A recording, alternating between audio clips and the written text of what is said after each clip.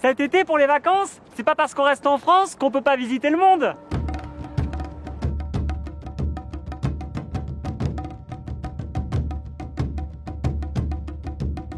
J'ai créé une agence pour revivre l'expérience d'un voyage à l'autre bout de la planète, parce que la fermeture des frontières, c'est une occasion rêvée d'ouvrir notre imaginaire. On a recréé les conditions du long courrier en invitant nos clients à rester assis pendant 12 heures avant de pouvoir visiter le pays. Ils ont poussé les détails jusqu'au bout. Il y a que des films en thaïlandais et 2 Danny Boone doublés en allemand. Excusez-moi, je vais juste aller aux toilettes. Ça fait 6 fois. Pour que l'expérience soit la plus immersive possible, nous avons eu de longs entretiens avec des cadres de compagnies aériennes qui nous ont détaillé ce qui faisait le charme du voyage en avion. Hé Madame, excusez-moi, hé T'es gêné, wow. On va pas les indemniser.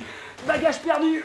Alors, programme du jour. Ce matin, on va visiter la Chine, le 13e arrondissement. On a bastonné sur le billet d'avion, mais on prend moins cher sur les repas. Faut pas oublier que les voyages, c'est des classes moyennes qui visitent des pays pauvres pour retrouver le sentiment d'être riche. Ensuite, on va visiter les bidonvilles de New Delhi en passant par Porte de la Chapelle. Ce qui est bien, c'est qu'on retrouve la barrière de la langue parce que à Paris, même si les gens parlent français, quand on s'adresse à eux, ils nous répondent pas. On essaye d'offrir une expérience de rêve à nos clients, mais faut pas oublier que les plus beaux souvenirs en vacances sont quand même les galères. Non, monsieur, je suis désolé, votre carte est bloquée, vous ne pouvez plus retirer d'argent, il faudra contacter votre agence qui réouvre mardi. Mais j'ai de l'argent sur mon compte. Je travaille toute l'année, je peux pas l'utiliser, sérieux.